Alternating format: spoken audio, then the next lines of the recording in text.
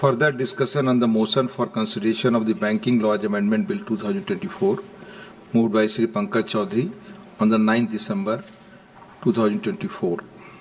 माननीय Shri Shakti Singh Goyal to initiate. धन्यवाद उपसभापति महोदय।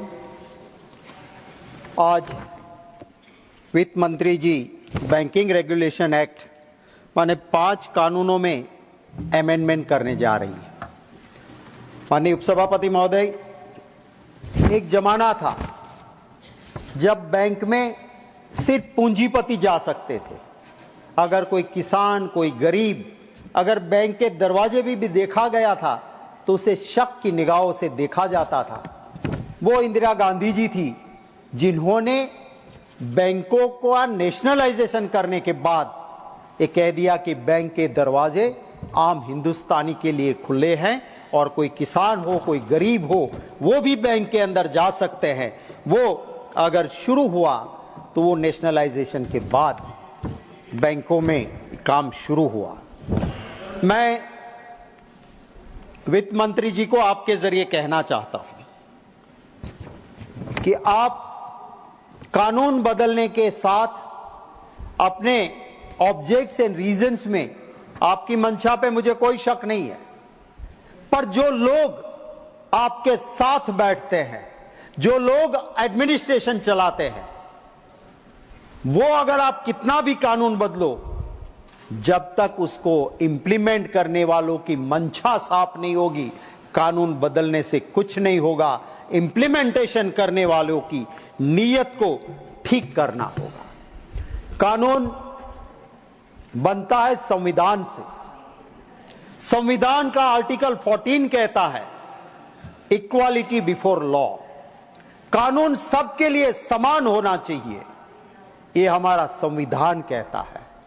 पर यहां क्या होता है उपसभापति महोदय, एक कानून होता है जो सामने वालों के लिए इस तरह से उपयोग करो पॉलिटिकली कि उसे खत्म करो, और जैसे ही अपने पास आ जाए वो आर्टिकल 14 नहीं रहता है, इक्वालिटी बिफोर लॉ नहीं, कानून बदल जाता है।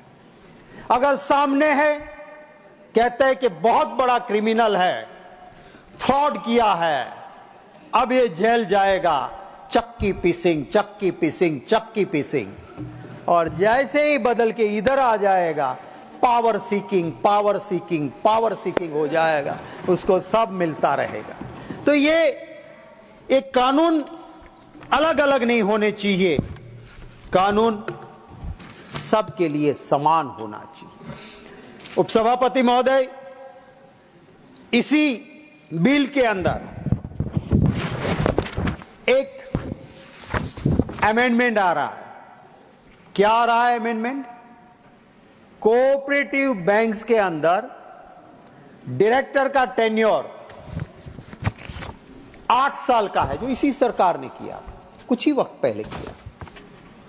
पॉलिटिकल अपनी पावर बचाने के लिए पॉलिटिकल इक्वेशन के साथ कानून के साथ खिलवाड़ नहीं करनी चाहिए। 8 साल के लिए आपने कहा कि कोऑपरेटिव बैंक में डायरेक्टर 8 साल ही रह सकता है। अब क्या ला रहे हैं? अब ये नए अमेंडमेंट के साथ ये ला रहे हैं कि अब कोऑपरेटिव बैंक में डायरेक्टर 10 साल तक रहेगा। जब आपने 8 साल का कानून बनाया था, उसी वक्त गुजरात में Panchsheel marketing cooperative bank limited, sir, वहां के जागृत नागरिकों ने रिजर्व बैंक ऑफ इंडिया को लिखा कि बैंकिंग लॉ कहता है कि 8 साल से ज्यादा डायरेक्टर नहीं रह सकता है। उपसभापति महोदय, गुजरात गवर्नमेंट के कोऑपरेटिव डिपार्टमेंट को लिखा, मेरे पास एक खत है संदीप मांगरोला करके एक नागरिक का, गुजरात गवर्नमेंट आरबीआई को लिख के भेजती है कि यस, हमें ये मिला है, पर इसका इंप्लीमेंटेशन तो आरबीआई को करना है, और Panchsheel marketing cooperative bank limited में 8 साल से ऊपर डायरेक्टर हो गए हैं, सो रिजर्व बैंक ऑफ इंडिया आप डिसाइड कीजिए कानून के तहत।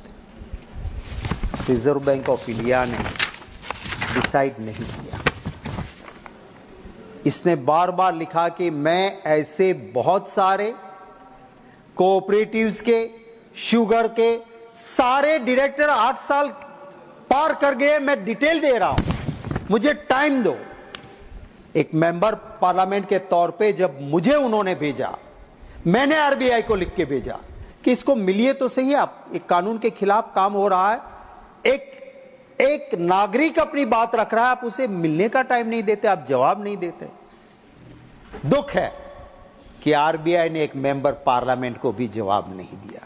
क्या है रिजर्व बैंक ऑफ इंडिया के ऊपर वित्त मंत्री जी आप कुछ कहेंगे या नहीं? आज ये पार्टी पावर में है, कल ये है। डेमोक्रेसी में इलेक्टेड मेंबर के लिए वो जनता का प्रतिनिधि होता है, उसके लिए कोई भी ऑफिसर, चाहे कोई भी पॉलिटिकल पार्टी पावर में हो। आज हम लिखते हैं, आपके डिपार्टमेंट से कोई जवाब तक नहीं आता है, चाहे कुछ भी लिख लो आप। एक वक्त था, आज भी वो आपका यहां से गवर्नमेंट का किया हुआ सर्कुलर है कि इन स्टिपुलेटेड टाइम मेंबर पार्लियामेंट को जवाब देना चाहिए, प्रिलिमिनरी रिप्लाई इतने दिनों में और आखिरी रिप्लाई इतने दिनों में, इंटरिम रिप्लाई के बाद देना चाहिए। और फाइनेंस डिपार्टमेंट या रिजर्व बैंक ऑफ इंडिया बिल्कुल किसी को गिने ही नहीं। मैं मानता हूं कि इसके लिए जरूर वित्त मंत्री जी अपना डिपार्टमेंट को ठीक करेगी।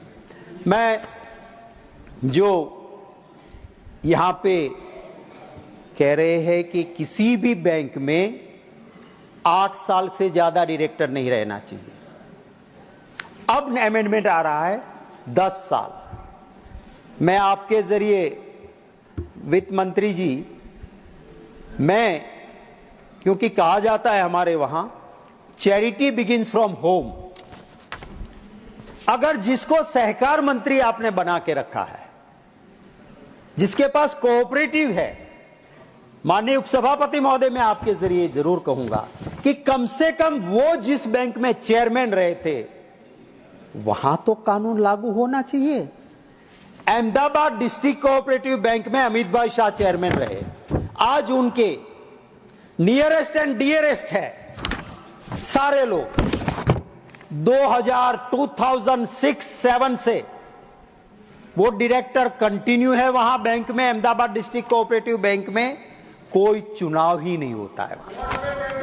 और क्यों कोर्ट में पेंडिंग है उपसभापति महोदय? क्योंकि 2 डायरेक्टर से एक गुट जो कोर्ट में पेंडिंग है, बड़े अनुभवी आदमी है। I am not criticising court, whatever the matter it's my right to say, and whatever is there, that's why I want to highlight. The matter is sub judice. Yes. I am not going into the merits of the matter.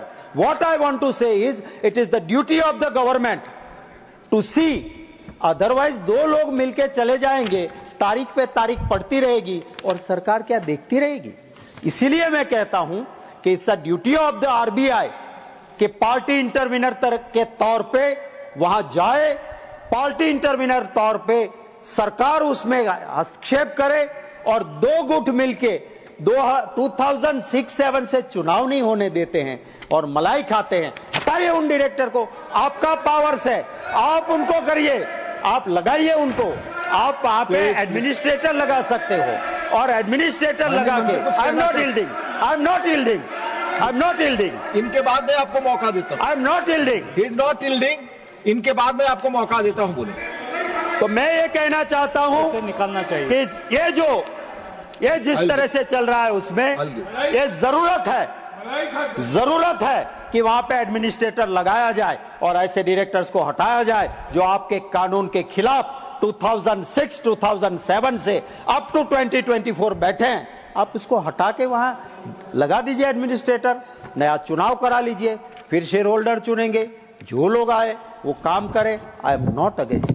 Democracy में अगर हम हारते हैं, हार स्वीकार करते हैं, जीतते हैं, काम करते हैं, पर चुनाव ही ना होने दो, एक किस तरह का है। और वो भी वहां जहां पे सहकार मंत्री खुद चेयरमैन रहे हो, आज वही सरकार में हो यहां और वहां पे हो रहा है। इसलिए मुझे थोड़ा, किसी को अगर बुरा लगे, किसी को अच्छा लगे ये कहने की जरूरत मेरी नहीं है। मेरी तो जो सच बात है वो करने की मेरी आदत है। फिर सच किसी को अच्छा भी ना लगे तो उनको मुबारक।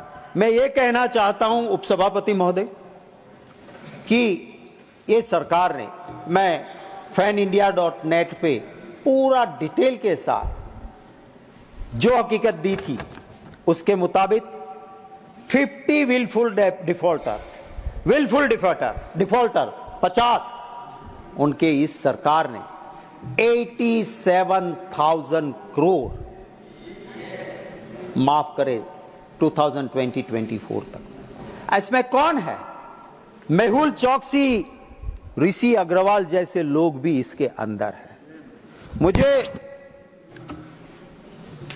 ये हमारे देश को लूट के बाहर जाने वाले लोग, आप उनका कर्जा माफ करते हो। आप वो गरीब किसान, छोटे दुकानदार के वहां तो ऑक्शन करने पहुंच जाते हो और यहां पे उनका आपने माफ किया। सर, आपके जरिए मैं इस गृह में कहना चाहता हूं, मेहुल चौकसी लूट के हमारे देश को बाहर भाग गया, उसको रोक सकते थे। मेरे हाथ में ये एक एफिडेविट है, हाई कोर्ट के अंदर petition criminal special civil application 4758/2015। Sir, ये पिटीशन जब वहां पे हुई और उस वक्त पे जब वहां लगी, तब एक एफिडेविट रिस्पोंडेंट फाइल करता है और उसमें वो लिखता है कि मेहुल चौकसी बहुत बड़ा फ्रॉड है, उसका शेयर 650 रुपीज से 13 रुपया हो गया है। इसने सिर्फ बैंकों को नहीं, गरीब लोगों से 14% इंटरेस्ट देने के नाम पे, गोल्ड बार के नाम पे पैसे लिए हैं देश की जनता के। एक सेकंड दे दीजिए, एक सेकंड दे दीजिए। धन्यवाद। और 1 मिनट में मैं खत्म करता हूं। और लास्ट 3 लाइन्स, जस्ट 3 लाइन्स।